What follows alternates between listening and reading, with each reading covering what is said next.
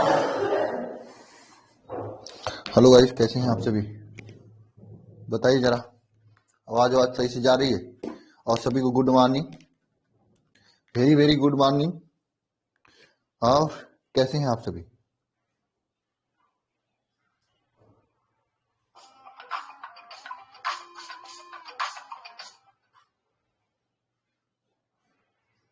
कैसे हैं? अच्छा है। आवाज आवाज, वीडियो क्वालिटी, ऑडियो क्वालिटी, सब चीजें सही है तो आज का क्लास शुरू करें हम लोग।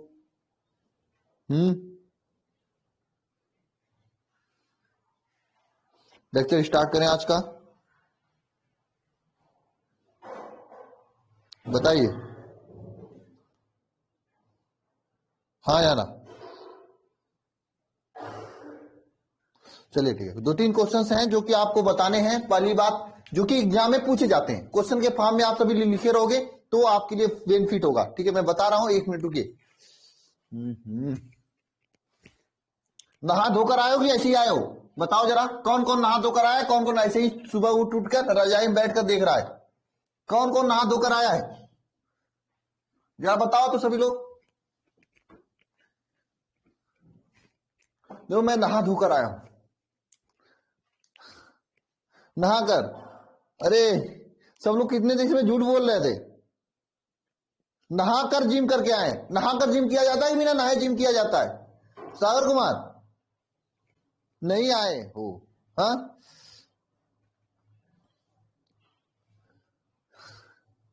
नहीं सर।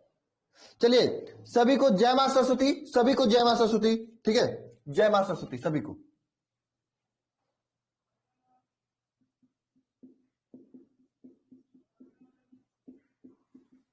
और सभी को गुड मॉर्निंग, वंदे मातरम, राधे राधे, जय हिंद। ठीक है, ओके।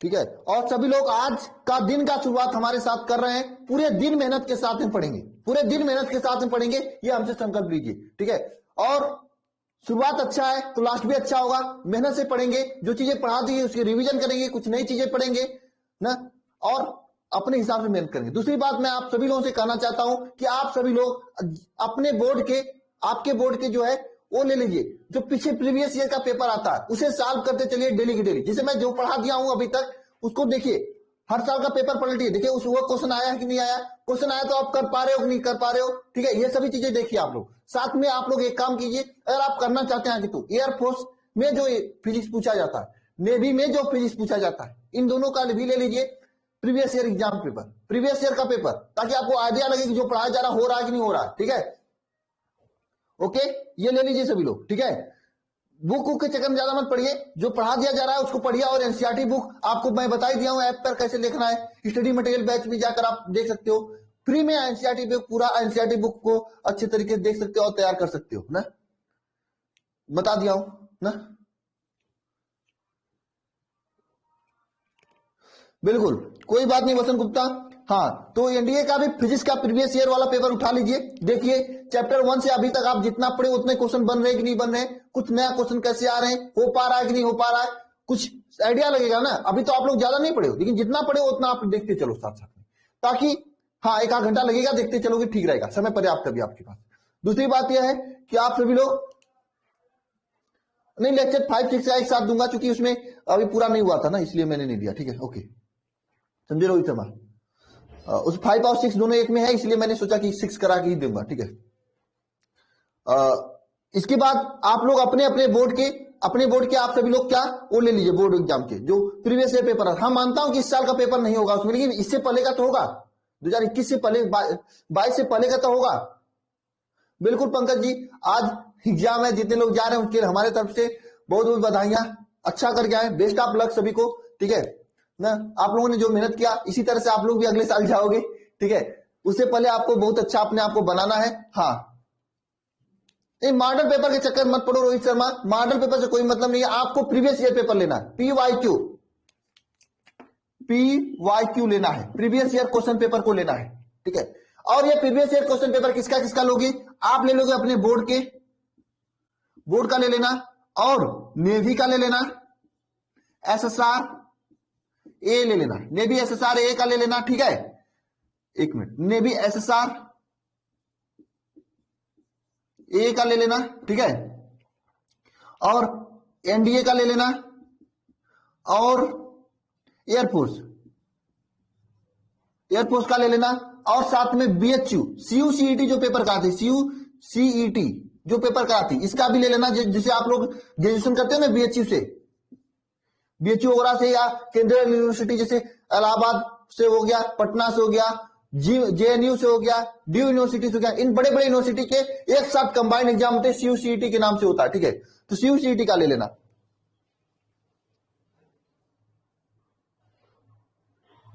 ठीक है,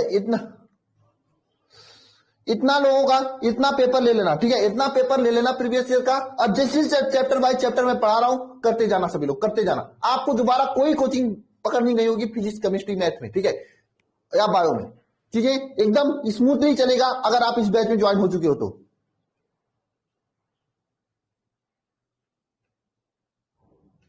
बोलो, समझ में आ रही बात?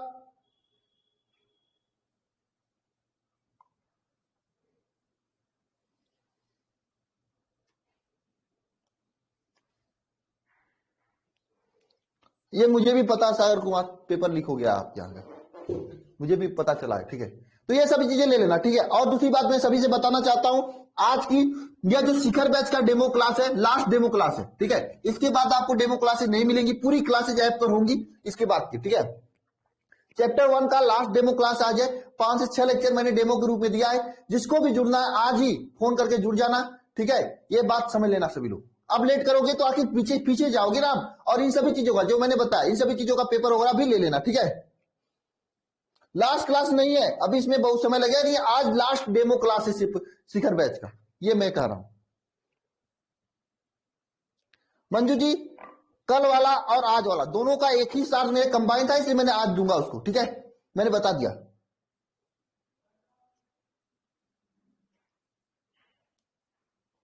ठीक है। अब हम लोग बृहस्पतिवार से केमिस्ट्री स्टार्ट होगी यहाँ पे, ठीक है, ओके ना, चलिए स्टार्ट करते हैं तो आज का क्लास। चलिए अब हम कुछ क्वेश्चन को बताना मेरे, और जो बात बताया ना आपको, ले लेना सबका पेपर, ले लोगे तो स्टार्टिंग से पढ़ती जाओ, किताब रहेगा तो पढ़ोगे आप लोग, कॉपी किताब मत लो चलेगा, लेकिन पेपर जरूर प्रीवियस ईयर का ले लेना, कि आपका क्वेश्चन बन रहा है कि नहीं बन रहा है, क्वेश्चन कैसे आ रहे हैं, ठीक है,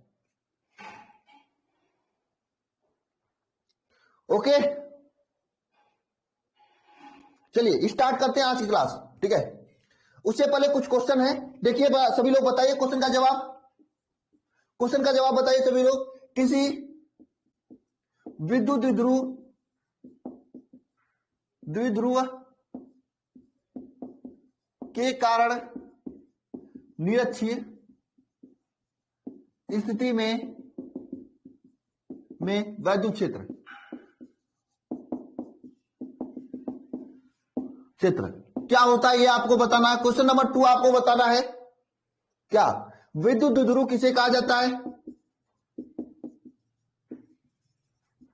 विद्युत द्विध्रुव आघूर्ण क्या है, ठीक है, यह बताना, इंपॉर्टेंट क्वेश्चन है, इन क्वेश्चन को बताना आपको, इसका मात्रक,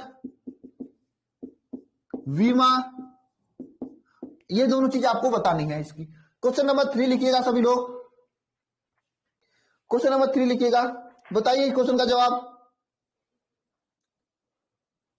ये ममता जी आप गलत बता रहे हो, निरक्षीय स्थिति में पूछ रहा हूं, यही है तैयारी आपकी, कल मैंने इस पूरे को प्रूव करवाया था आपसे। कहां पे हो अभिषेक, मनीष, 1 2 3 कहां पे हो आप लोग?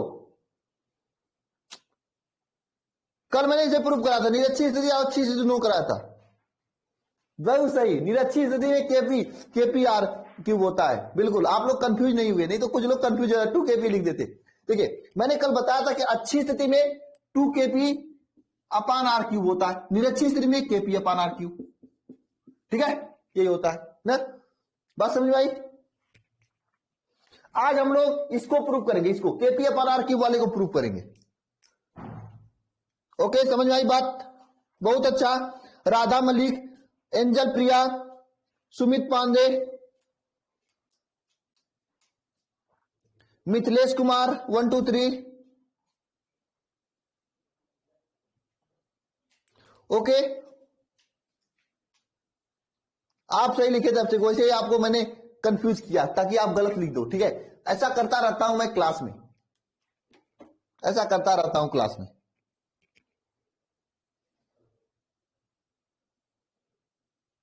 चलिए आगे, चलिए चलते हैं आगे इसके, ठीक है। और मैं कह देता हूं, फिर से मैं सुना दे रहा हूं, आप सुन लो सभी लोग। आज लास्ट डेमो क्लास है फिजिक्स का, इसके बाद डेमो क्लास नहीं होगी यूट्यूब पर, ठीक है। आप लोगों को इतना डेमो क्लास काफी है, आप सभी लोग देख लिए। अब तुरंत जुड़ जाइए कि ऐप में जो है अल्फा इंस्टीट्यूट ऐप में शिखर बैच में जुड़ जाइए। अब लेट मत कीजिए, नहीं तो पीछे हो जाओगे तो बाद में प्रॉब्लम होगी। कर तो लोगे लेकिन प्रॉब्लम होगी, एक्स्ट्रा मेहनत करनी पड़ेगी, ठीक है। ओके ना, हाँ ये आता है एग्जाम क्वेश्चन में, ठीक है।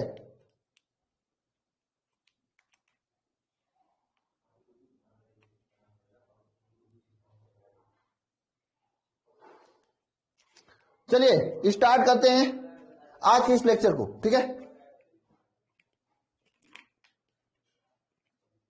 बहुत सही, आप लोग सही लिख रहे हो।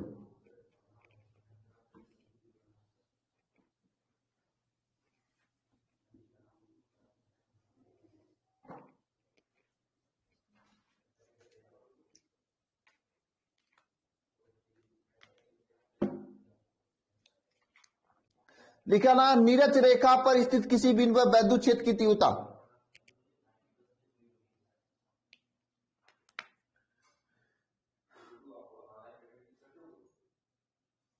विद्युत लिखना सभी लोग, हेडिंग लिखना। आज का क्लास स्टार्ट कर रहे हैं तब लिखिएगा सभी लोग। नेक्स्ट टॉपिक, विद्युत द्विध्रुव के कारण नीरज रेखा पर वैद्युत क्षेत्र की तीव्रता। नीरज वैद्युत ध्रुव के कारण नीरज रेखा पर वैद्युत क्षेत्र की तीव्रता कहां पे आपको ज्ञात करना है? नीरज रेखा पर वैद्युत क्षेत्र की तीव्रता ज्ञात करनी है, ठीक है। नीरज रेखा पर वैद्युत क्षेत्र की तीव्रता, ठीक है। कहां पे? नीरज रेखा पर। मैंने आपको कल बताया था कि नीरज रेखा का मतलब क्या होता है। अगर ये वैद्युत ध्रुव है, बात समझना सभी लोग, जहां पे भी ना समझ में आए तुरंत पूछ लेना, लेकिन 100% कंसंट्रेशन के साथ देखना। पूरा दिमाग और आंख से लेकर सभी चीजें स्क्रीन पे होना चाहिए और समझना है। लिखना किसी को नहीं है, केवल और केवल समझना है, पॉइंट टू पॉइंट, ठीक है। जब मैं कहूंगा लिखने के लिए लिखना सभी लोग, ठीक है। देखो यह हम क्या मानते हैं, एक वैद्युत ध्रुव है, यह एक आपका वैद्युत ध्रुव है। यहां पे आपका प्लस क्यू आवेश है और यहाँ पे माइनस, सॉरी यहाँ पे माइनस करिए दूर वाले पे, ठीक है। यहाँ पे आपका माइनस क्यू आवेश है, यह आपका प्लस क्यू आवेश है, दो आवेश है, ठीक है। और इस विद्युत ध्रुव की लंबाई कितना है? 2d है। इस विद्युत ध्रुव की लंबाई कितना है? 2d है, 2d है, ठीक है। वैद्युत ध्रुव की लंबाई कितना है? 2d है, ठीक है, 2d है। और यहाँ पे एक बिंदु है, यहां पर है ये स्थित, यह बिंदु P स्थित है, ठीक है। इस बिंदु P पर आपको वैद्युत क्षेत्र की तीव्रता ज्ञात करनी है। और यह बिंदु P जो है, इसके मध्य बिंदु, ये जो आपका वैद्युत ध्रुव, इसका मध्य बिंदु जो O है, O से R दूरी पर स्थित है। कितनी दूरी पर? R दूरी पर स्थित है। O से R दूरी पर स्थित है। अब ध्यान देना सभी लोग, यह आपकी पूरी लंबाई कितनी है? D2d है। और यह मध्य बिंदु O है, O से R दूरी पर बिंदु P स्थित है। इसी बिंदु P पर वैद्युत क्षेत्र की तीव्रता ज्ञात करनी है। बात समझ में आ रही सभी को? नहीं आ रही? दम लगाकर बोलना सभी लोग, समझ में आ रही कि नहीं समझ रहे? ये Q है, माइनस Q और प्लस Q है, इसका बीच की दूरी 2d है और मध्य बिंदु है O से R दूरी पर बिंदु P स्थित है। इसी बिंदु P पर आपको वैद्युत क्षेत्र की तीव्रता ज्ञात करनी है। हाँ, यहां तक कोई क्लियर नहीं है? और क्लियर है एकदम ना? तो इस स्टेटमेंट को हम लोग लिख देते हैं। क्या लिखना है यहाँ पे? एग्जाम में स्टेटमेंट भी लिखा जाता है, और आप अपने सीनियर से पूछना जो दे चुके हैं, उनको स्टेटमेंट लिखने में बहुत समस्याएं आती हैं, लेकिन आप मेरे साथ पढ़ रहे हो, कोई समस्या नहीं आएगी। बस डेली के डेली जितना पढ़ाया जा रहा है मेरे से पढ़ते जाना, ठीक है। ध्यान देना सभी लोग, ये आर मैं लाल से लिख देता हूं, ठीक है। लिखना सभी लोग स्टेटमेंट को। माना ये ए बी, इसका नाम ए बी रख दीजिए। माना एक वैद्युत द्विध्रुव ए बी है। माना एक वैद्युत द्विध्रुव ए बी है, ठीक है ना, जिसकी लंबाई क्या है, 2d है। देखिए बात समझ में आई सभी लोग। एक वैद्युत द्विध्रुव ए बी है जिसकी लंबाई 2d है।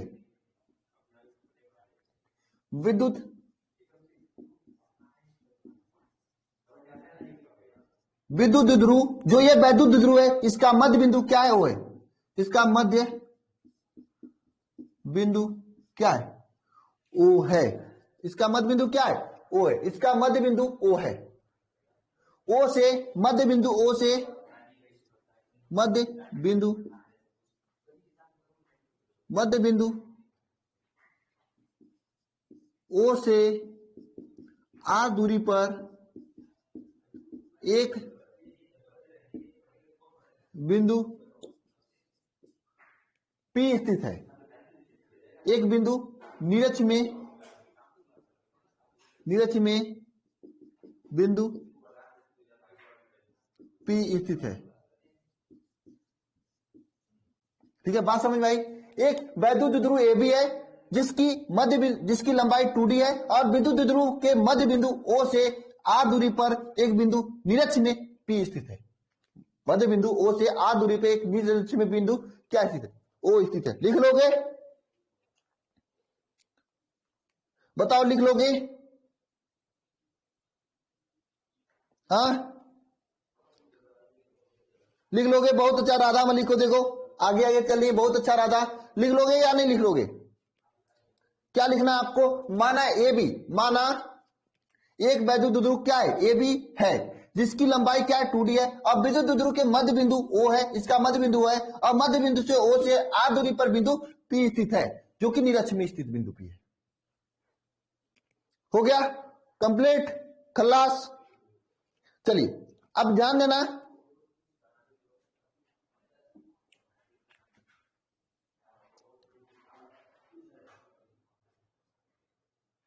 अब ध्यान देना, यहां पर एक ये देखिए माइनस क्यू आवेश है, एक प्लस क्यू आवेश है। मेरी बातों को समझना सभी लोग, तो आपको समझ में आएगा। आप लोग एक बात जानते हो, क्या जानते हो सर, जानते ही हो कि माइनस क्यू आवेश होता है तो इसके कारण वैद्युत क्षेत्र की तीव्रता क्या होती है, माइनस क्यू आवेश की तरफ होती है। ये बात जानते हो कि नहीं जानते हो ना। अब कोई प्लस क्यू आवेश होता है तो इसके कारण वैद्युत क्षेत्र की तीव्रता कहां पे होती है, प्लस क्यू आवेश की तरफ होती है। किसे दूर की ओर होती है,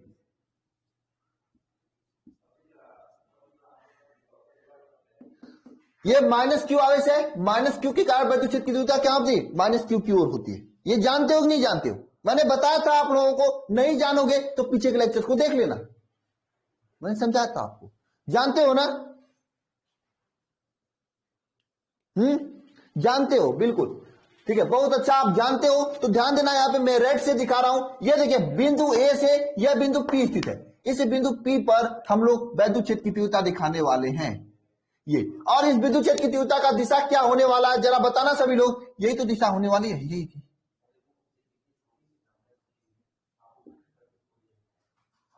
यही तो दिशा होने वाली है, दिशा तो यही होने वाली है। बताओ होने वाली कि नहीं होने वाली। ये माइनस क्यू आवेश है, इसकी दिशा माइनस की ओर होने वाली कि नहीं होने वाली है, कोई डाउट है किसी को कि नहीं है।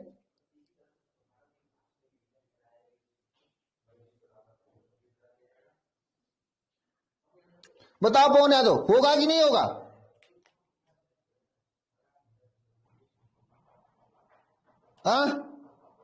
ये बताओ होगा कि नहीं माइनस क्यू की ओर।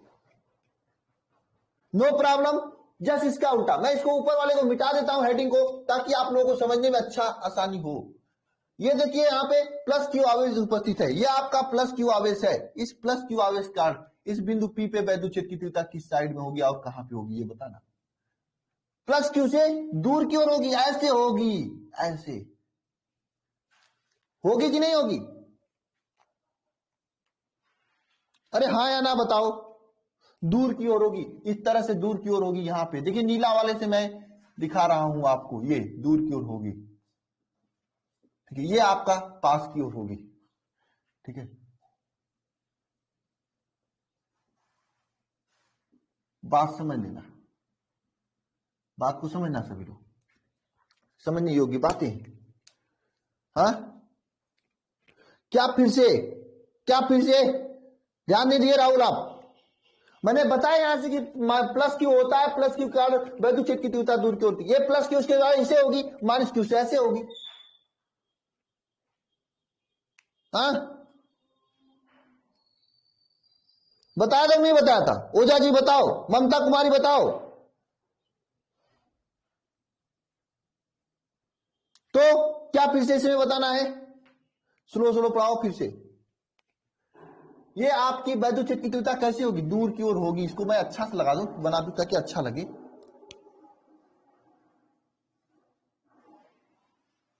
ये आपकी वैद्युत क्षेत्र की तीव्रता होगी, ठीक है ना। अब देखो एक चीज आप लोग क्लास 11 में पढ़ लेना चाहिए था, लेकिन आपने नहीं पढ़ा। कुछ लोग कहेंगे सर मेरे किताब में तो था, मैंने पढ़ा नहीं। ये गलत बात है, पढ़ लेना चाहिए था। वो एक चीज क्या है, ध्यान देना। अगर यहां पे कोई इस तरह से कोई कोण है और यहां पे ये है, यहां पे एक कोण थीटा है, सामान्य सी बात है, इसको आप प्रूफ करना चाहेंगे तो त्रिकोणमितीय फलन से प्रूफ भी कर सकते हैं। तो ये थीटा के पास वाला जो कोण होता है, मान लीजिए इसका वैल्यू ए है, तो इसका वैल्यू ए है, तो ध्यान देना थीटा के पास वाला जो कोण होता है ये ए cos थीटा होता है, और दूर वाला कोण जो होता है ये बी cos ए sin थीटा होता है। ये आप लोग पढ़े होंगे, नहीं पढ़े हैं तो जान लीजिए। वियोजन इसी तरह से किया जाता है, थीटा के पास वाले कोण को ए cos थीटा और थीटा से दूर वाले कोण को ए sin थीटा। शायद आप लोग नहीं पढ़े होंगे क्योंकि ये मैकेनिक्स की चीजें हैं, जो इसमें पुल्ली उल्ली चलता है वहां पे इसका यूज बहुत अच्छा खासा होता है। हाँ, थीटा के पास वाला कोण ए cos थीटा, थीटा से दूर वाला कोण ए sin थीटा होता है।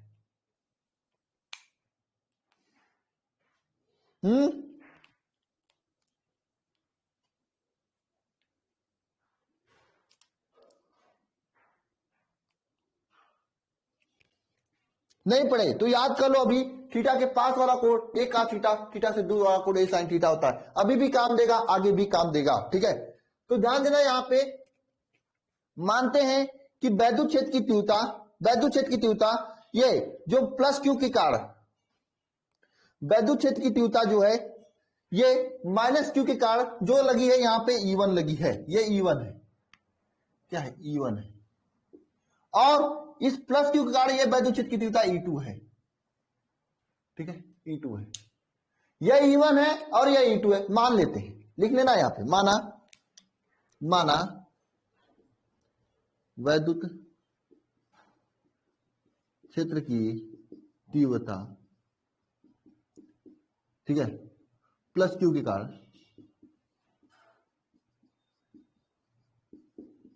E1 माइनस क्यू के कारण E1 है, तथा प्लस क्यू के कारण E2 है, तथा प्लस क्यू के कारण क्या है E2 है, ठीक है। मानते हैं हम लोग ना, क्या माने आप लोग? प्लस क्यू के कारण माइनस E1 है, और प्लस माना वैद्युत क्षेत्र की तीव्रता माइनस क्यू के कारण E1 तथा प्लस क्यू के कारण E2 है, ठीक है। ये हमने माना, बोलो ये सही माने आप लोग? प्लस क्यू के कारण क्या होता है? प्रतीव्रता वैद्युत क्षेत्र की तीव्रता माइनस क्यू और सॉरी E1 और माइनस क्यू के कारण क्या है, सॉरी बताओ, वैद्युत क्षेत्र की तीव्रता माइनस क्यू किसके कारण E1, माइनस क्यू के कारण E1 है और प्लस क्यू के कारण E2 है ना।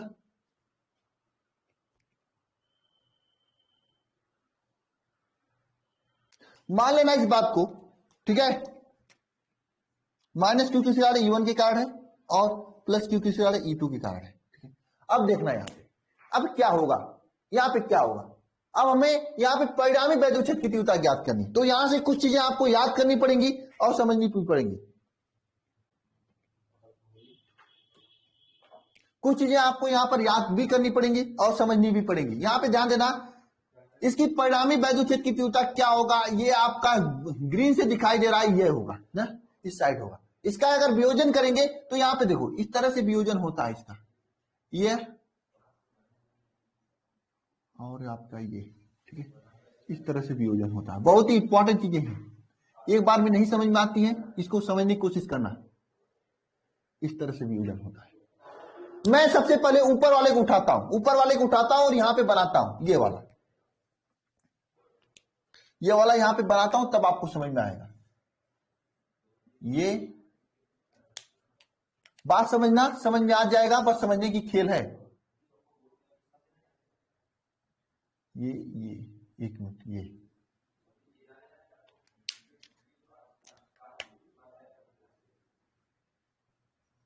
ठीक है, ये E2 है, ठीक है, ये E2 है, इसको ग्रीन रेड से लिखें, ये E2 है, कौन है E2, ठीक है। तो ध्यान देना सभी लोग ना, अब ये कोण मान लेते हैं आपका थीटा है और ये भी कोण थीटा ही है, ठीक है ना। तो यहां पे ध्यान देना, हमने यही बनाया ना, ये थीटा है, ठीक है। तो जरा बताना ये थीटा के पास वाला क्या होगा, दूर वाला क्या होगा, बताना जरा, अरे बताना।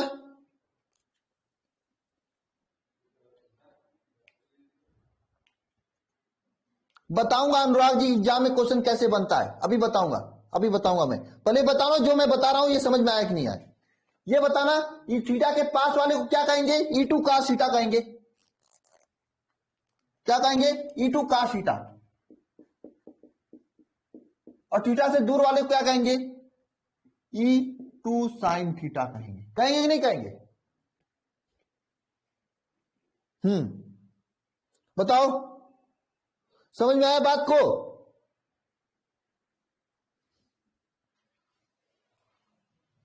हाँ बताओ, हाँ या ना, पवन कुमार बताओ, ये बात समझ में आई ना, ये मैंने क्या किया, इसका वियोजन किया था मैंने, इसको वियोजन करना किया होता, जो मैंने ग्रीन से बनाया, ये ग्रीन वाला वियोजन ही किया था, इसका दिखाई दे रहा है आप लोगों को। कोई है जिसको नहीं समझ में आया है तो मैं फिर से बता दूं यहीं पे,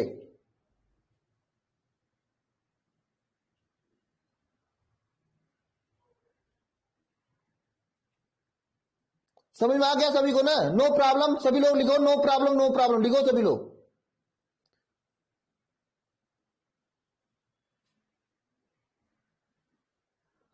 अनुराग नो प्रॉब्लम, सबका नो प्रॉब्लम आ रहा है, नो प्रॉब्लम, नो डाउट, ठीक है, ओके, बढ़िया है। हमने कुछ नहीं किया, अगर नहीं समझ में आया तो घबराना नहीं है, अभी मैं नीचे वाले का बनाऊंगा तो समझ में आ जाएगा, ठीक है। हमने अब क्या करेंगे, हम लोग नीचे वाले को बनाएंगे, नीचे वाले को हम लोग बनाएंगे, यहां पे मैं बना रहा हूं नीचे वाले, देखो ये क्या है, एक ये है, एक ये है, ठीक है, तीन चीजें। तो यहाँ पे नीचे वाले को मैं बना रहा हूं, ग्रीन वाला बना दिया, ये है, और नीचे ये है आपका ब्लैक वाला, है ना, ये नीचे फिर से ग्रीन वाला, ये ग्रीन वाला, ठीक है, ये है, और ये कोण आपका थीटा है ना, और ये आपका E1 है। बताओ ये क्या हो जाएगा और ये क्या होगा, ये पहला वाला क्या होगा बताना जरा, हाँ, अरे इसी ये वाला फिगर हमने निकाला और वहां पे बना दिया, यही तो किया मैंने, ए cos थीटा, बिल्कुल E1 cos theta, E1 cos theta, और ये क्या हो जाएगा नीचे वाला, ये E2 cos theta, E2 sin theta. अब आपको वियोजन करना आ गया, बताओ,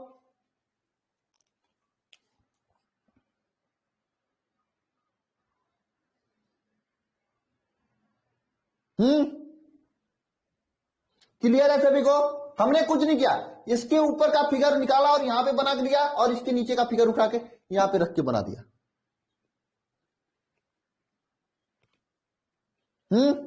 प्रियंका कुमारी, समझ में आया सभी को,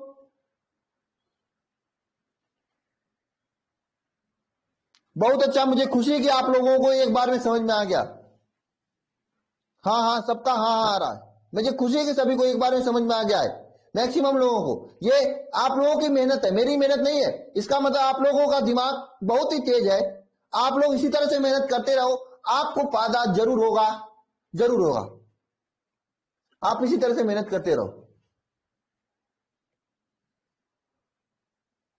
E2 cos E2 कैसे होगा, मैंने पहले ही बता दिया था कि मान यहां पे पढ़ो, देखो प्लस क्यू के कारण वैद्युत क्षेत्र की तीव्रता E2 होता है, मैंने लिखा, माना है, मैंने माना कि माइनस क्यू के कारण वैद्युत क्षेत्र की तीव्रता E1 और प्लस क्यू के कारण वैद्युत क्षेत्र की तीव्रता E2। मैंने पहले ही कहा कि दिमाग को खोल के बैठना यहां पे।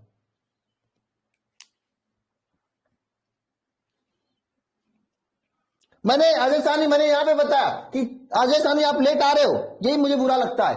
यहां पे बताया ये थीटा के पास वाले को ये कास थीटा लिखते हैं, थीटा से दूर वाले को ये साइन थीटा लिखते हैं। बताओ अजय साहनी बताया था कि नहीं बताया था? यहां पे अजय साहनी को समझाओ सभी लोग।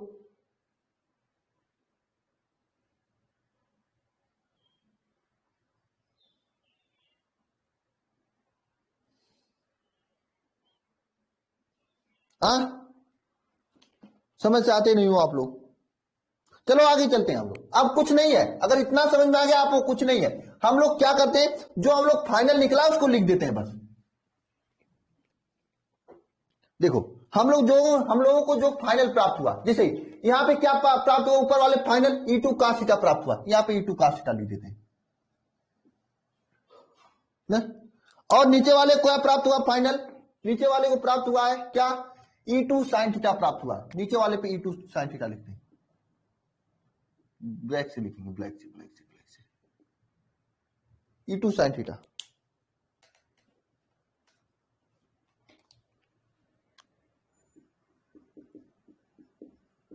ठीक है, और ध्यान देना यहां पे क्या प्राप्त हुआ, यहां पे क्या प्राप्त हुआ, यहां पे E2 cos थीटा और यहां पे E1 cos थीटा दोनों प्राप्त हुआ, तो E1 cos theta plus E2 cos theta दोनों लिख देंगे। बताओ समझ में आया यहां तक? हाँ,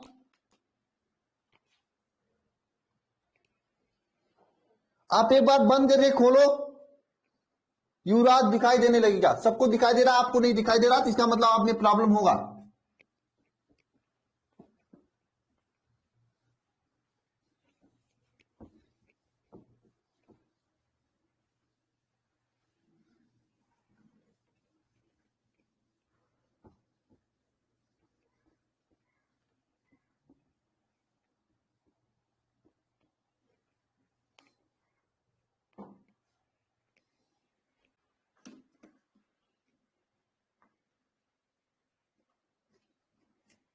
ऊपर वाला E2 हाँ E2 sin थीटा होगा, सॉरी ये E2 sin थीटा होगा, मैंने ध्यान नहीं दिया, ठीक है ना, इसको भी रब करो।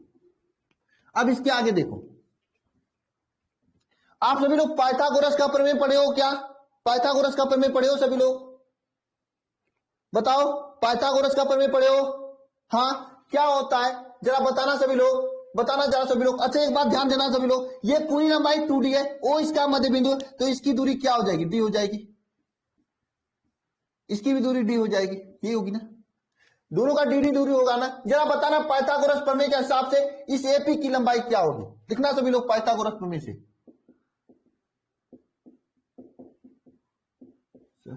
प्रमेय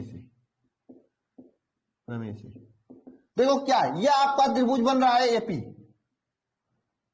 ये O है, ये आपका A है, ये सॉरी ये P है, ये O है, और यहां पे ये है आपका A, ठीक है ना, ये है आपका।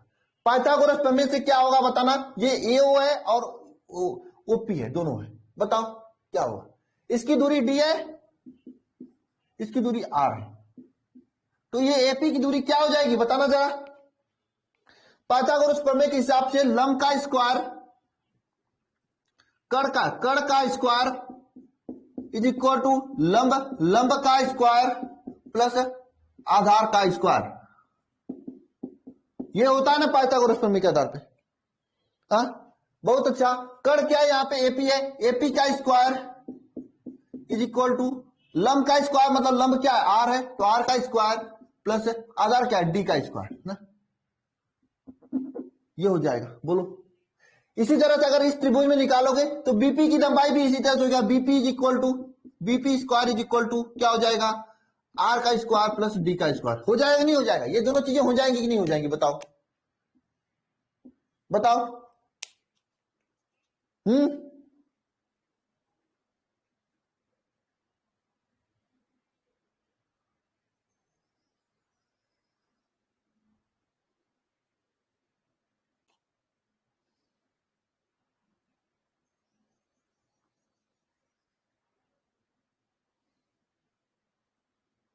हो जाएगी ना दोनों चीजें। अब जहां सोचना सभी लोग एक बार लिखेंगे, माइनस क्यू के कारण बिंदु पी पे वैद्युत क्षेत्र की तीव्रता, फिर प्लस क्यू के कारण बिंदु पी पे वैद्युत क्षेत्र की तीव्रता लिखना है। यहां पे लिखना सभी लोग, माइनस क्यू के कारण वैद्युत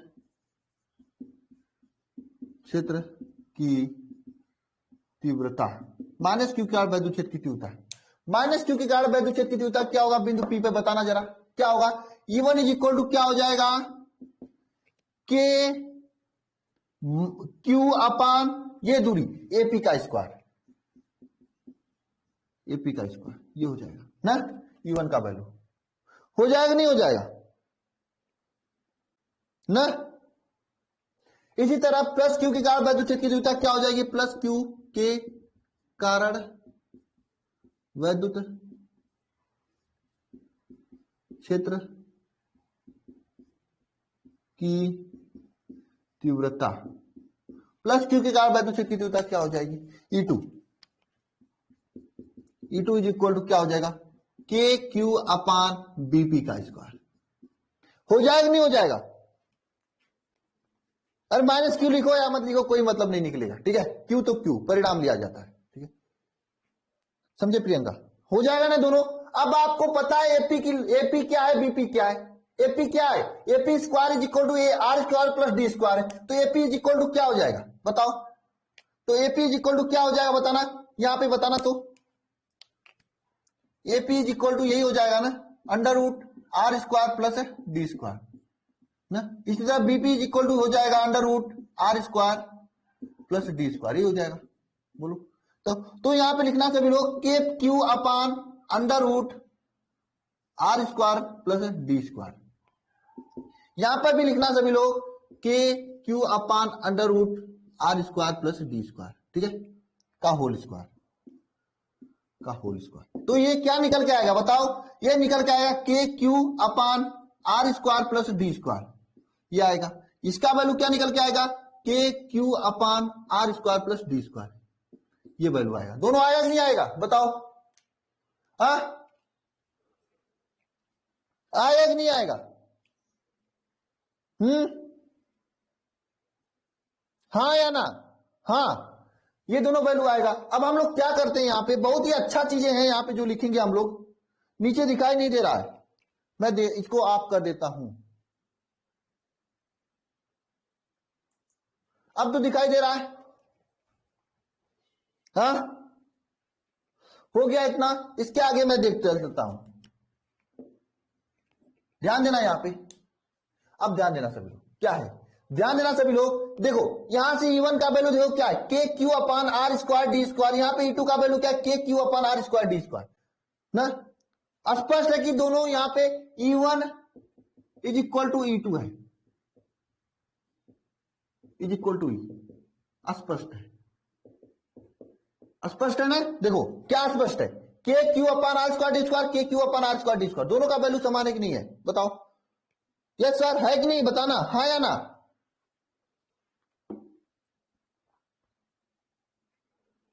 हाँ हाँ हाँ चलिए बहुत अच्छा, हाँ है ठीक है, मैं ये चीज सुनना चाह रहा था, है दोनों। तो जना यहां पे क्या लिखोगे, परिणामी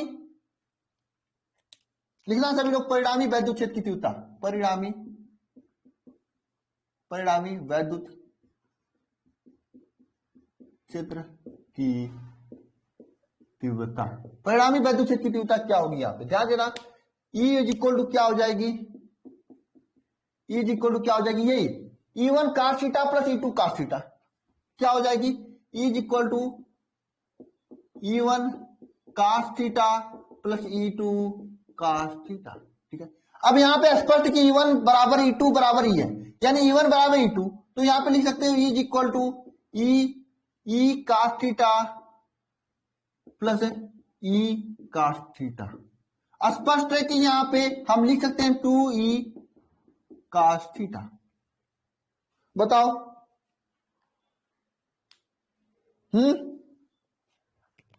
लिख सकते हैं ना E1 cos theta plus E1 cos theta. यहाँ पे E1 क्या ना, इसको ई आर लिख दीजिए, मतलब रिजल्टेंट ई आर का वैल्यू 2E कास थीटा हो जाएगा नहीं हो जाएगा?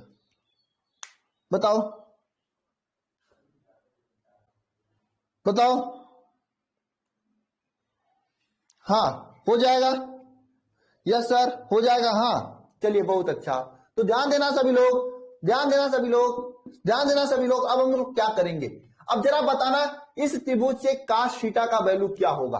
अब बताना इस त्रिभुज से काश थीटा का वैल्यू क्या होने वाला, बताना जरा तो सभी लोग, बताना तो, बताना तो। काश थीटा क्या होगा, यहाँ पे काश थीटा निकालो तो सभी लोग, काश थीटा निकालो तो काश थीटा बराबर क्या होता है, आधार बटे कड़ होता है। यही होता है ना, पढ़े तो हो इतना ना सभी लोग। आधार क्या है यहाँ पे, आधार क्या डी है, डी बटे कड़ क्या है, कड़ क्या बताओ जरा, आधार बटे कड़ होता है, बताओ। तो आधार क्या है यहाँ पे डी है, और कड़ क्या हमने निकाला अभी अभी डी, एपी का लंबाई क्या होता है under root R square plus D square, ये होता है। तो यहाँ पे काश थीटा का वैल्यू क्या आ जाएगा बताना, आधार आधार क्या आ जाएगा डी अपान अंडर रूट कड़, कड़ का वैल्यू क्या हो जाएगा under root R square plus D square, R square plus D square. हाँ आधार बटे कर्ण, बहुत अच्छा राधा मलिक। डी बटे डी आर बटे, ये कैसे लिख रहे हो यार, क्या लिख रहे हो आप, ये काश थीटा का वैल्यू हो जाएगा। और आपको स्पष्ट है कि वैद्युत क्षेत्र ई का वैल्यू, दोनों का वैल्यू क्या है, K Q upon R square D square. तो यहाँ पे आपको पता है कि काश थीटा का वैल्यू क्या होगा, D upon under root R square plus D square, ये होगा। और ई का वैल्यू क्या होगा बताना जरा, यही होगा ना, K Q upon R square plus D square, K Q upon R square plus D square, ये होगा। बोलो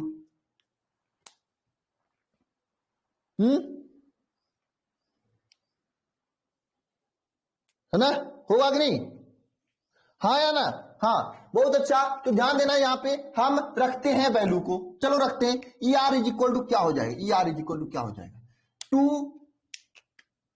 to K Q upon R square plus upon R square plus D square, ठीक है, ये हो जाएगा। और काश थीटा का value D upon under root R square plus D square, ये हो जाएगा। अब बताओ बताओ क्या होगा, इतना होगा कि नहीं होगा काश थीटा का वैल्यू, हाँ या ना, हाँ या ना, हाँ या ना, होगा कि नहीं होगा, बताओ बताओ बताओ बताओ।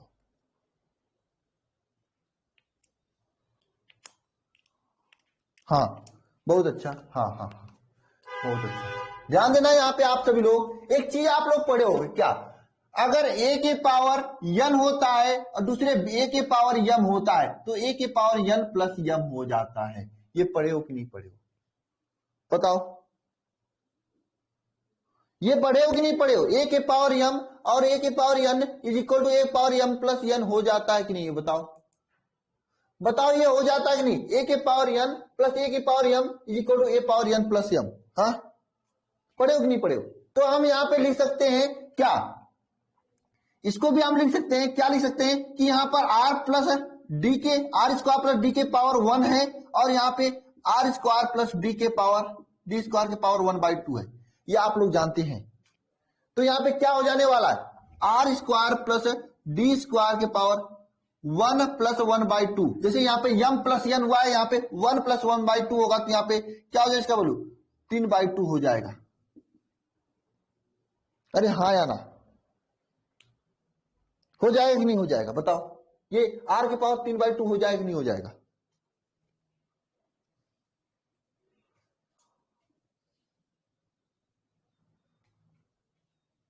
पंकज जी आपने समय से नहीं देखा इसलिए नहीं समझ में आया, सबको आ रहा, आपको क्यों नहीं आ रहा? क्यों नहीं? आप कहीं दिमाग भटक गया होगा आपका, फिर से देखना।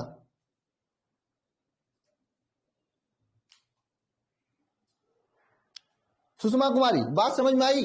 फिर से मैं बता देता हूं, E R is equal to E1 cos theta plus E1 E2 cos theta. मैं यहां से लिखा हूं, रिजल्टेंट तो यही है, परिणामी तो यही है। तो यहाँ पे E1 E2 के यहाँ पे E1 लिखेंगे, cos थीटा cos थीटा। यहाँ पे क्या, E R is equal to E2 E cos theta हो जाएगा। ई का वैल्यू अभी आपने निकाला, ये है, नहीं समझ में आ रहा आपको? और cos थीटा का वैल्यू मैंने यहाँ पे निकाल के बताया, आ गया। और वही तो वैल्यू यहाँ पे रखा हूं, इसमें क्या समझने वाली बात है? क्या समझने वाली बात है?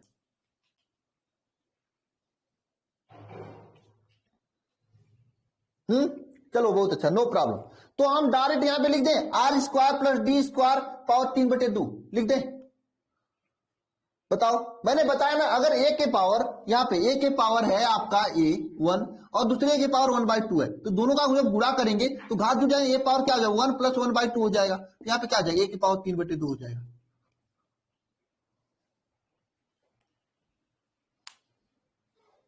लिख दे वहां पे, यहाँ पे क्या, यहाँ पे लिख दे आर प्लस डी के पावर 3/2। बताओ, लिख देना। चलिए मैं लिख देता हूं, मैं लिख देता हूं, आप लोगों की इजाजत है तो मैं लिख देता हूं। मैं लिखता हूं E R is equal to क्या, 2k q D upon R square plus D square के पावर 3/2। ठीक है, के पावर 3/2। अब एक बात ध्यान रखना, हम लोग ये मानेंगे कि आर का जो वैल्यू है, दूरी जो है, दूरी जो बहुत ही अधिक है डी से, तो यहाँ पे डी इज इक्वल टू 0 हो जाएगा। कहा, यहाँ पे। ठीक है, तो इसको लिख सकते हैं E R is equal to क्या लिख सकते हैं हम लोग, 2k q D upon R square के पावर 3/2, ये लिख सकते हैं ना। अब जरा बताना सभी लोग, अगर आर के पावर कितना है, कहीं पे आर के पावर n होता है, ध्यान देना। यहां पे अगर कहीं आप एक फार्मूला पढ़े होंगे कि ए के पावर n है और इसके पावर m है, तो क्या हो जाता है, ए के पावर n इंटू m हो जाता है। हो जाता है कि नहीं हो जाता है? हाँ हाँ, तो यहीं पे क्या होगा, आर के पावर यहाँ पे क्या है, 2 है, इसके पावर 3/2 है, तो यहाँ पे आर के पावर क्या हो जाएगा, आर के पावर 2 इंटू 3/2 हो जाएगा। 2 से 2 कटेगा, आर के पावर 3 हो जाएगा। सोनू केसरी, इससे 2 मिनट पहले जाना, पूरा बताऊं कैसे मैंने लिखा। ठीक है, 2 मिनट पहले पीछे जाना होगा आपको। नहीं, ऊपर डी 0 नहीं लेंगे, अभी मैं बताने वाला था, कहीं पे 0 गुणा नहीं करते, डी का वैल्यू 0 के समान होगा, 0 एकदम नहीं होगा। बात समझ में आई? मैं आपको समझा रहा हूं, बात समझना। अगर आपका आर का वैल्यू 1000 होगा तो डी का वैल्यू 0.25 होगा, तो इसमें 0.25 से क्या डिफरेंस निकलेगा, नहीं निकलेगा, तो इसमें जोड़ने से कोई डिफरेंस नहीं निकलेगा, लेकिन 0 का गुणा करने से 0 हो जाएगा। तो मेरी बात समझना सभी लोग, डी एकदम 0 नहीं होगा, डी कुछ तो कुछ होगा, इसकी लंबाई अल्प दूरी होती है, कुछ तो होगी डी की लंबाई, लेकिन एकदम 0 नहीं होता है। हाँ, आर की अपेक्षा के बहुत ही कम होता है, इसलिए 0। जिसे आप समझ लो, अगर कोई आपको 1 लाख रुपए दे, 1,01,000 रुपए देना है, तो 1 लाख रुपए लोगे, 1 रुपए क्यों लोगे? नहीं लोगे ना, नहीं लोगे ना, कोई बात है। ठीक है, एकदम डी 0 नहीं होगा। तो यहां पे आर क्यूब मैं लिख दूं, चलो आर क्यूब लिख देता हूं मैं। E R is equal to हो जाएगा क्या, 2k q D upon R cube, ये हो जाएगा ना। अब ध्यान देना सभी लोग, E R is equal to क्या होगा final, k into 2q D upon R cube, 2q D upon R cube, ये होगा। यस सर, हाँ ये होगा ना। ठीक है, ओके। आपको पता है कि P इज इक्वल टू क्या होता है, Q इंटू 2D, तो यहां पे हम लोग क्या लिख सकते हैं, यही Q इंटू 2D होता है ना। यहां पे हम लोग क्या लिखते हैं, Q इंटू 2D के स्थान पर P लिख सकते हैं, तो R का वैल्यू क्या हो जाएगा, ER का वैल्यू क्या हो जाएगा, KP upon R cube. Proof हुआ कि नहीं हुआ, बताओ प्रूफ हो गया कि नहीं? बताना जरा, KP अपान आर क्यूब हुआ कि नहीं हुआ? KP upon R cube. अब बात आती है कि एग्जाम में पूछता कैसे क्वेश्चन, ये मुझे बताने की बात है। मैं बताता हूं एग्जाम में कैसे क्वेश्चन पूछता है। आपने पढ़ रखा, हालांकि इसे मुझे पहले बता देना चाहिए था, पर स्टार्टिंग में ही बताया था आपको कि एग्जाम में क्वेश्चन कैसे पूछता है। पूछेगा सिद्ध कीजिए कि निरक्ष स्थिति पे वैद्युत क्षेत्र की तीव्रता क्या होती है, KP अपान आर क्यूब होता है। इस तरह से पूछता है। P कैसे लिखे? अरे यार Q इंटू टू डी, देखो Q इंटू टू डी, अरे यार Q इंटू टू डी, ये तो वैद्युत द्विध्रुव आघूर्ण P के बराबर होता है ना। Q इंटू टू डी वैद्युत द्विध्रुव के आघूर्ण P के बराबर होगा, रोहित शर्मा ना। बात समझो। हाँ, P into Q into two D वैद्युत द्विध्रुव आघूर्ण P के बराबर होगा। हाँ रोहित शर्मा बताओ।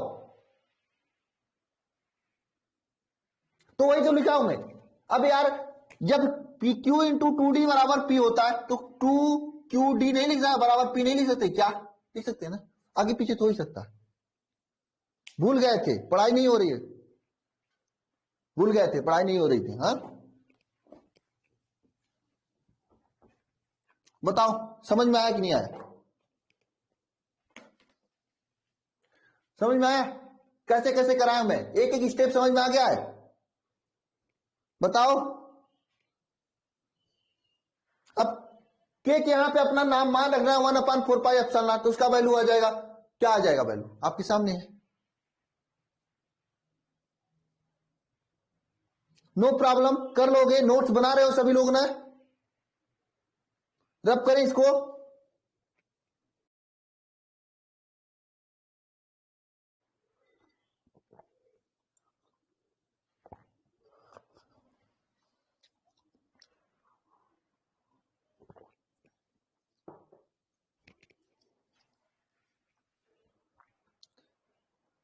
मैं बता रहा हूं, देखो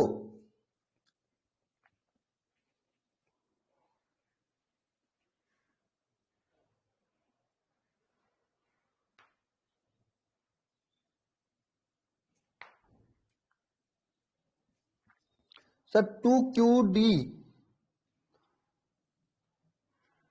अरे यार 2QD मैंने आपको बताया ना, P इज इक्वल टू क्या होता है, वैद्युत द्विध्रुव P इज इक्वल टू क्या होता है, Q इंटू टू डी होता है ना। अरे यार P के स्थान पे Q इंटू टू डी लिख सकते हैं ना। आपको P is equal to 2QD भी लिख सकते हैं, नहीं आप पढ़े नहीं हो पीछे का, वैद्युत द्विध्रुव कल पढ़ा नहीं आपने, हमको लग रहा है। क्या लिखा रहा है यार,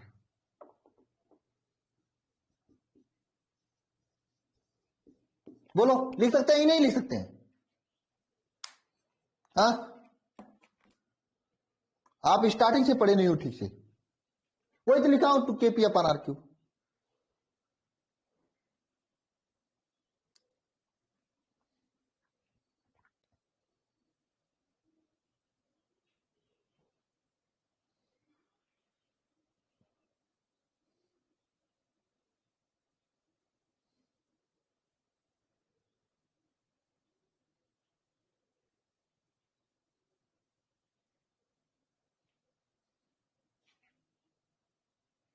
बताओ।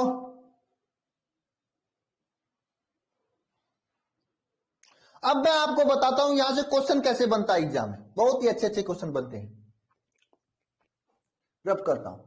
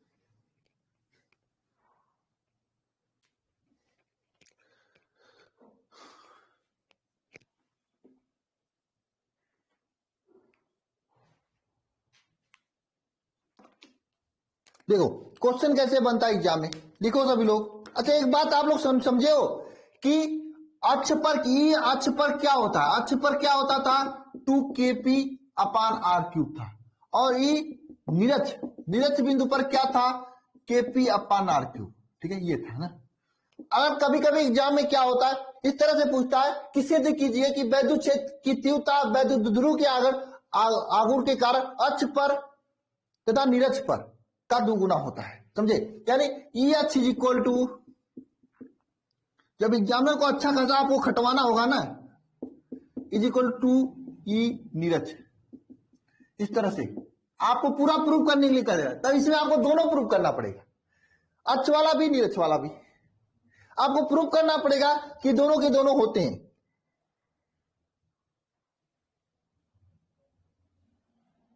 हाँ,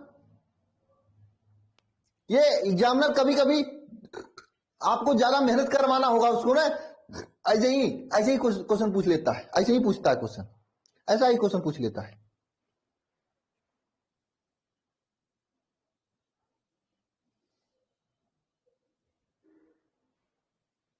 कर लोगे ना क्वेश्चन। सिद्ध कीजिए कि अक्ष पर वैद्युत क्षेत्र की तीव्रता निरक्ष पर वैद्युत क्षेत्र की तीव्रता का दोगुना होता है। बन जाएगा, बना लोगे क्वेश्चन को। और कभी कभी ऑब्जेक्टिव रूप में बोलता है वैद्युत क्षेत्र की तीव्रता समानुपाती होता है, वैद्युत क्षेत्र। हालांकि ये बोर्ड में नहीं, एयरफोर्स में पूछा था कि तीव्रता समानुपाती होता है किसके, 1/r² के, 1/r³ के, 1/r पावर 4 के। चौथा ऑप्शन, ये पहला ऑप्शन था, ये दूसरा ऑप्शन था, ये तीसरा ऑप्शन था, और ये चौथा ऑप्शन है क्या, 1/r पावर 5 के या 1/r के। बताओ इसका जवाब क्या होगा। वैद्युत क्षेत्र की तीव्रता द्विध्रुव के कारण, द्विध्रुव के कारण वैद्युत क्षेत्र की तीव्रता समानुपाती होता है किसके, बताओ जरा। इस दो वाला ना r³ के, क्योंकि फार्मूला में क्या 1/r³ है। हाँ, बी वाला होगा। हाँ, बी वाला। बहुत अच्छा। लेकिन कभी कभी क्या होता है, यहां पे विद्युत द्विध्रुव के कारण नहीं, बिंदु आवेश के कारण पूछ लेता है, बिंदु आवेश के कारण। बिंदु आवेश के कारण वैद्युत क्षेत्र की तीव्रता होगी, समानुपाती होता है किसके, अब बताओ किसके होता है, बताओ।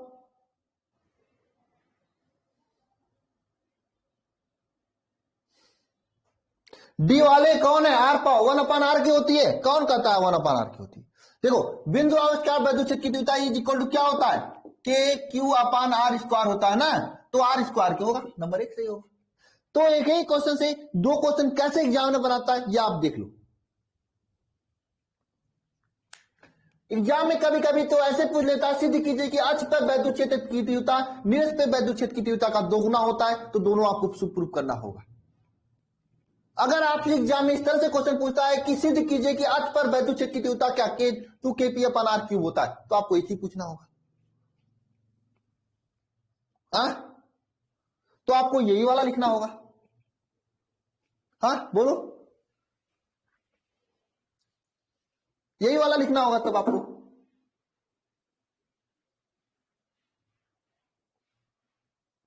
सिद्ध कीजिए कि वैद्युत क्षेत्र की तीव्रता, अक्ष पर वैद्युत क्षेत्र की तीव्रता 2kp/r³ होता, तो यही लिखना होगा। समझ में आया सभी को। सिद्ध कीजिए कि निरक्ष पर वैद्युत क्षेत्र की तीव्रता kp/r³ होता है, तब आपको यह लिखना होगा। दोनों क्वेश्चन बहुत VVI क्वेश्चन है, VVI क्वेश्चन है। देखना आपके एग्जाम में होंगे ना, आपके जब एग्जाम होंगे ना, तो वहां पर भी आपके एग्जाम में भी पूछा जाएगा, पक्का क्वेश्चन पूछा जाएगा।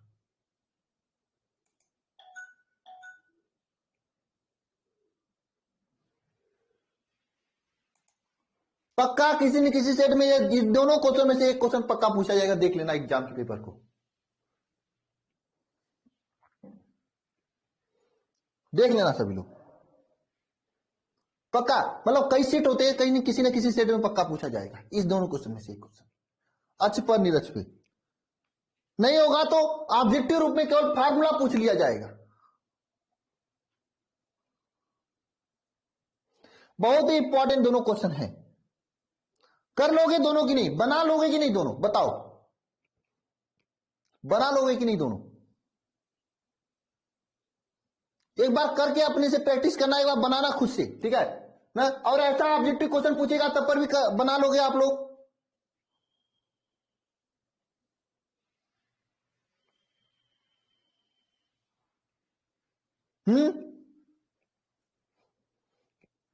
चलिए ठीक है, इसको रब करते हैं हम।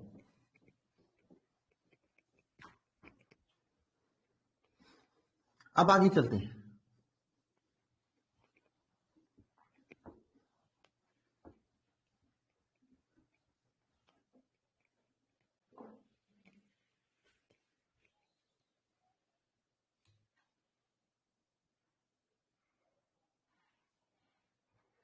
पीडीएफ देखना, देख लीजिए सभी लोग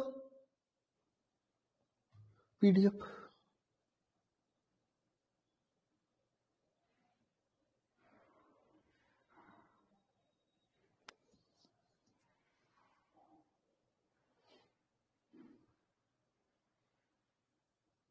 एक बात और समझिए सभी लोग, इसके आगे आपको क्या, वैद्युत द्विध्रुव को देखिए, ऐसे कोई वैद्युत द्विध्रुव है, इस तरह से कोई वैद्युत द्विध्रुव है, इस तरह से वैद्युत क्षेत्र में ऐसा कोई वैद्युत द्विध्रुव रखा है, इसको घुमाने के लिए जो बल लागू होगा इसके बारे में पढ़ना है, और किया गया कार्य के बारे में पढ़ना है, ठीक है। इसके बाद अगर आप देखोगे तो प्राइवेट पब्लिकेशन का बुक होता है, उसमें ये चैप्टर अलग कर दिया है, और इसके बाद गॉस के नियम वाला चैप्टर अलग कर दिया है। लेकिन एनसीईआरटी को देखोगे दोनों चैप्टर एक ही में, तो हम दोनों चैप्टर एक ही में पढ़ाएंगे, ठीक है ना।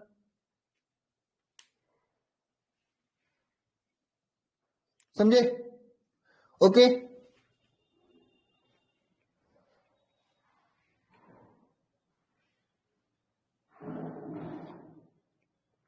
ठीक है। और मैं सभी से कहना चाहता हूं, आज ये शिखर बैच का लास्ट डेमो क्लास था फिजिक्स का। अब डेमो क्लास फिजिक्स का कंप्लीट हो गया है, ठीक है।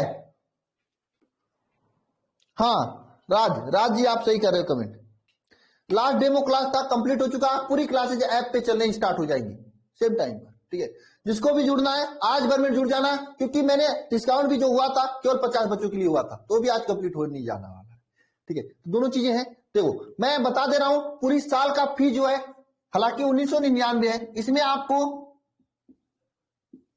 अल्फा इंस्टीट्यूट ऐप पे क्लासेस चलने वाली, इसमें आपको डेली क्लास होगी, क्लास होगी, पीडीएफ दिया जाएगा क्लास का, मेमोरी चार्ट दिया जाएगा, और टेस्ट भी होगा इसमें, ठीक है।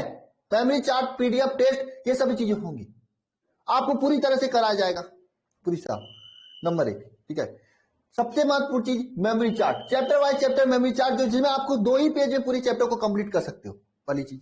दूसरी चीज यह है कि इस समय इसका फी मैं डिस्काउंट किया हूं, कब, केवल 50 बच्चों के लिए किया था। कितना किया था? 1499। अगर आपको ज्वाइन करना है तो इसी फीस पे आप कर सकते हो, कंप्लीट होने के बाद आपको प्रॉब्लम हो सकती है ना, ठीक है। और जिसके भी फ्रेंड वगैरह जुड़ना है भाई, पक्का तो जुड़ जाए अभी से, क्योंकि परसों से आपकी केमिस्ट्री की भी क्लास चलने स्टार्ट हो जाएंगी, ठीक है। उसके अगले सोमवार की सब क्लासेस स्टार्ट हो जाएंगी, और इधर का जितना पढ़ाया गया है आप सभी लोग भी रिवीजन कर लो। ये टॉपिक खत्म नहीं हुआ है, अभी आपको इसमें चैप्टर 1 में 2 टॉपिक और पढ़ने, उसके बाद मैं पीडीएफ तुरंत सेंड कर दे रहा हूं, ठीक है, तुरंत मैं कर देता हूं क्लास के ऊपर होते ही, ठीक है। और आप लोग भी नोट्स बनाते रहिए, ठीक है। अब लेट मत करिए सभी लोग, देखिए जुड़ जाइए अच्छे से। अगर इसी हिसाब से चलेगा, मेरे हिसाब से अप्रैल लास्ट तक जाते जाते फिजिक्स कंप्लीट हो जाएगा, अगर इसे ही चलेगा तो, मतलब जिस हिसाब से मैं खींच के लेके चल रहा हूं। अगर आप लोगों को बुरा नहीं लगेगा तो मैं इसी तरह से 1.5 घंटे 2 घंटे पढ़ाऊंगा, तो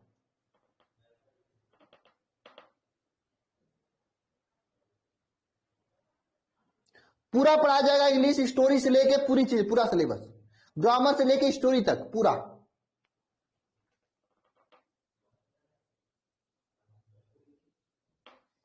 ठीक है। पूरा इंग्लिश, तो इंग्लिश पूरा होगा, वही जो आपका का फ्लेमिंगो विस्टा वाला होता है, एनसीईआरटी का इंग्लिश वही चलेगा, ठीक है। मैथ का सोमवार से होगा, ठीक है। और कोई डाउट है किसी का तो बताओ।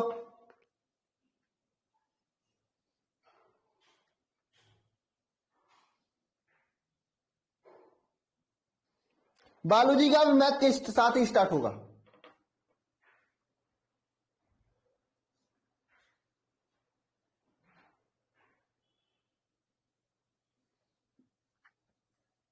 ठीक है,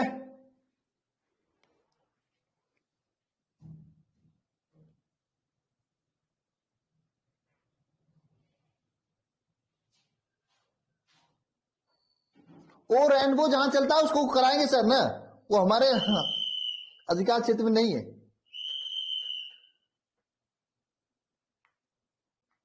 रेनबो जहां चलता है वहां पे रेनबो चलाया जाएगा, और क्या दिक्कत है।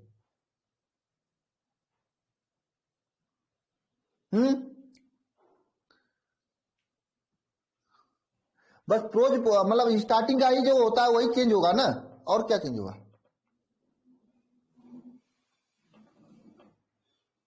ठीक है। और दूसरी बात, काफी लोग क्लास में नहीं आते हैं, ये भी बहुत गंदी चीज है। क्लास में आया करो सभी लोग, वही टाइम जो सेम टाइम पे ऐप पर क्लास होगी। हाँ, जैसे ही क्लास खुल जाते हैं, ठंडी कम होती है और ये टाइम चेंज कर दिया जाएगा। ठीक है।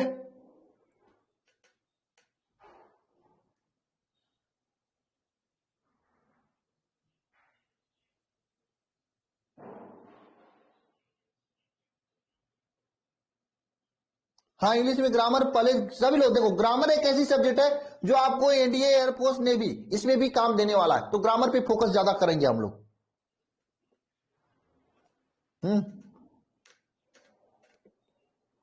नहीं, सो वहां से बृहस्पतिवार से क्लास होगा। रेनबो चलेगा, रेनबो, हाँ हाँ रेनबो चलेगा। अरे मैं समझ रहा हूं, रेनबो देख रहा हूं, ऐसा थोड़ी ना हूं। ठीक है,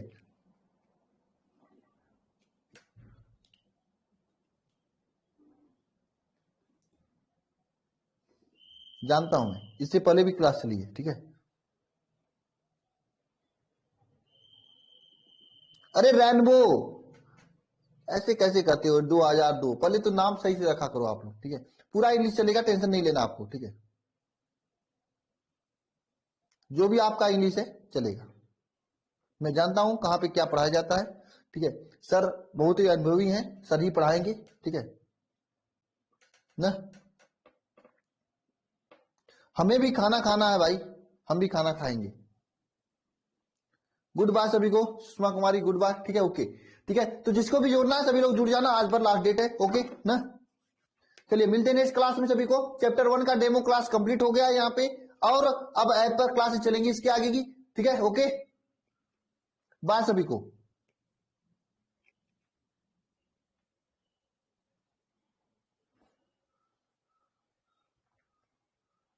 और हाँ, सब लोग रिवीजन कर लेना भाई।